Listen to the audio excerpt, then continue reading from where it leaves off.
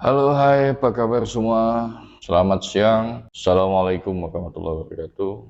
Masih dengan kondisi seadanya, ala kadarnya, dengan tampilan yang sama sekali jauh dari menarik. Dan masih juga untuk terus bertahan dan bertahan, membuat konten-konten secara kontinu berkelanjutan, sambil mencari tema-tema yang menarik, yang sekiranya bisa membuat orang-orang betah untuk kemudian berlangganan channel saya, menonton dan menyukainya.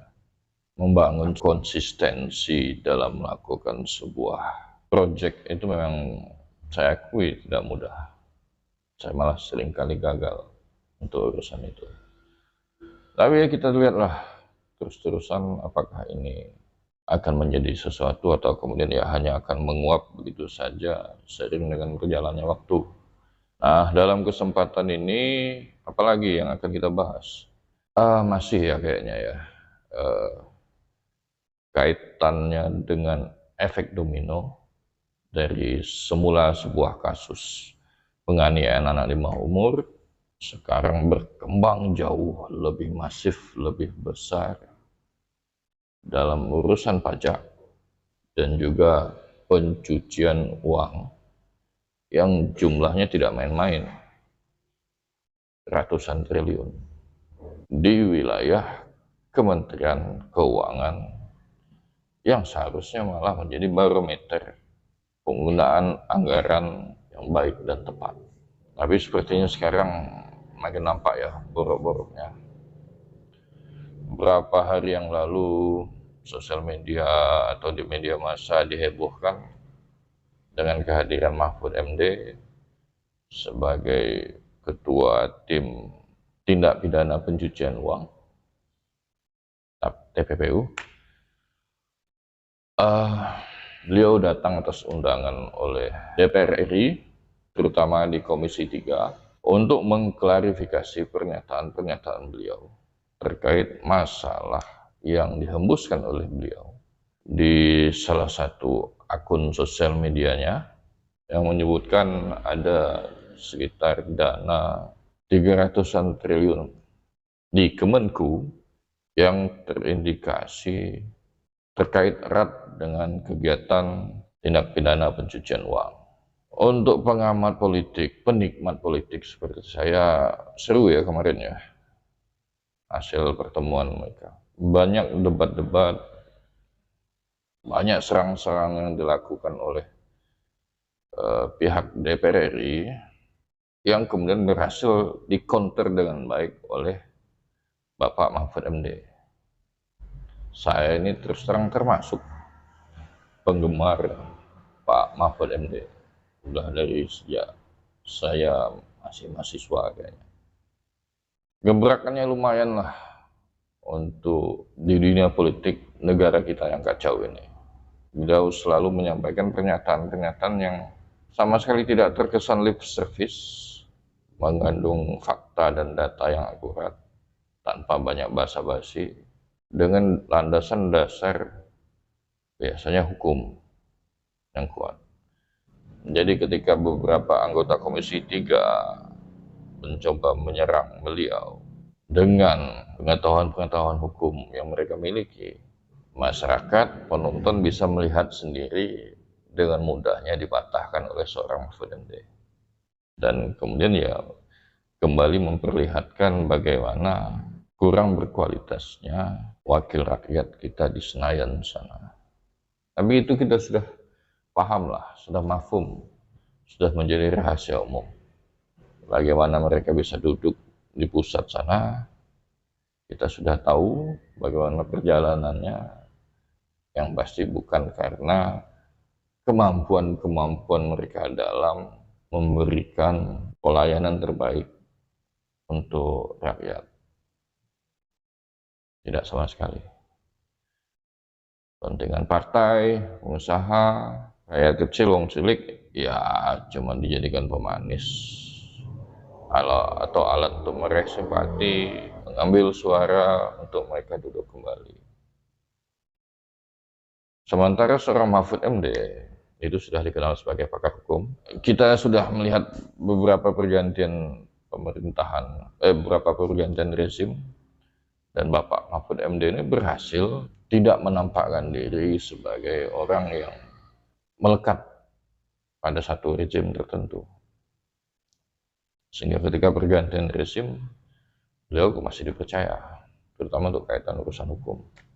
Ya, hanya sayangnya langkah-langkah beliau, kita sudah tahulah, banyak dibenturkan oleh kepentingan-kepentingan yang lebih besar dari stakeholder, dari yang beliau hadapi kemarin, anggota dewan, kemudian partai penguasa, lalu pemerintah yang ada saat ini.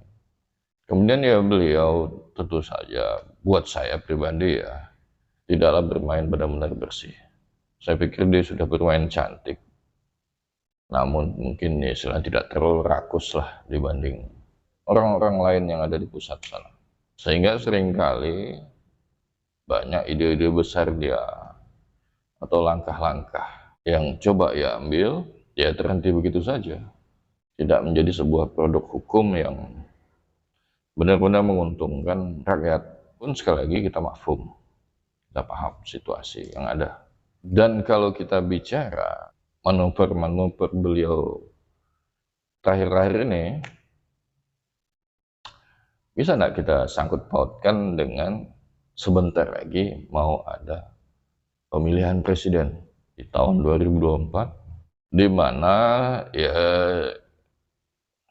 sebagaimana kita ketahui Bapak Mahfud MD itu pernah menjadi calon pengantin yang digadang-gadang mendampingi Pak Joko Widodo di periode keduanya, sudah melakukan fitting baju pelantikan malah kalau nggak salah ya.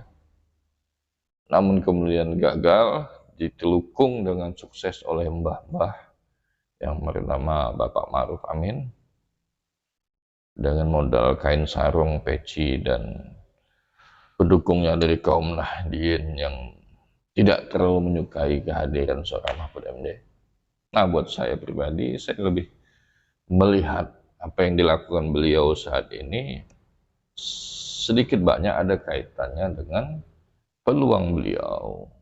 Mungkin ada yang tertarik untuk menjadikan beliau sebagai pasangan calon wakil presiden, atau kalau kasus ini berhasil dimainkan oleh beliau dengan cantik, siapa tahu ada yang tertarik untuk meminang beliau menjadi calon presiden. Dan saya sih fine-fine saja, nggak ada salahnya kalau kasus ini kemudian dijadikan alat oleh beliau untuk menaikkan popularitas. Bukannya beliau tidak populer ya, tapi untuk lebih menaikkan beliau ke tingkat di mana dia bisa ikut bertarung dalam pemilihan calon presiden dan wakil presiden. Sah-sah saja, pun yang disampaikan beliau tepat.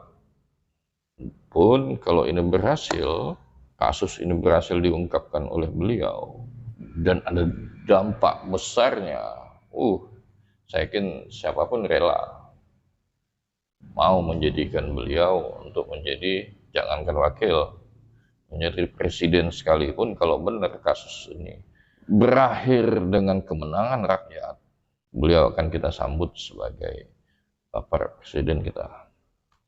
Ya, tapi masalahnya orang-orang seperti beliau ini lebih kayak lone fighter ya, pejuang dalam kaitannya politik.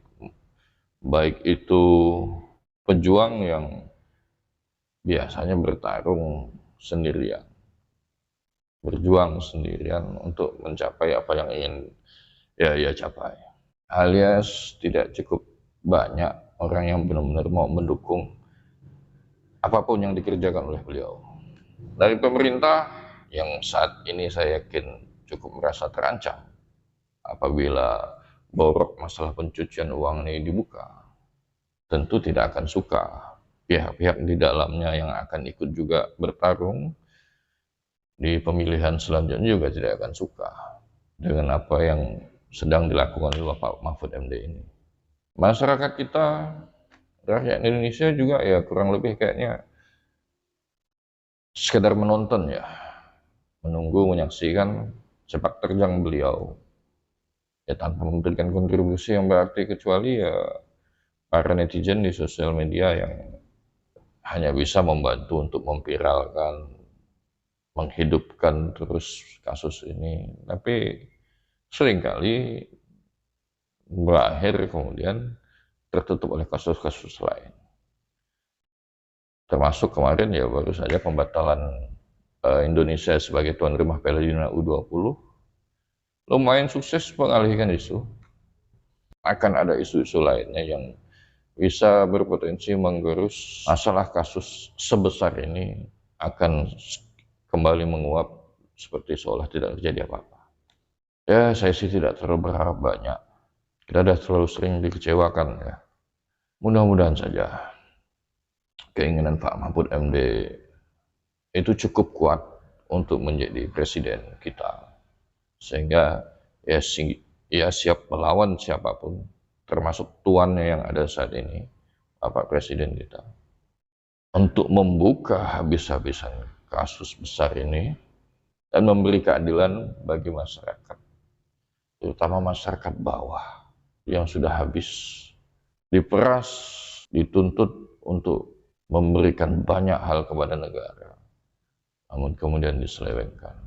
Atau bisa jadi apapun yang terjadi di pertemuan dengan anggota Dewan kemarin, Komisi 3. Tidak lebih sekedar sinetron murahan, di mana Pak Mahfud MD-nya sebagai tokoh protagonis, sementara anggota-anggota Dewan lainnya yang tidak mau saya sebutkan namanya sama sekali, itu jadi tokoh-tokoh penjahat, tokoh antagonis, untuk lalu kemudian off the record, ya mereka salam-salaman, mereka deal-dealan, mereka oke-oke saja.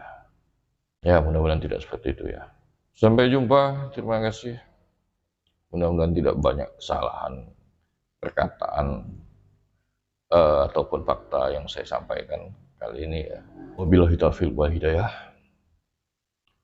Wassalamualaikum warahmatullahi taala wabarakatuh. Terima kasih.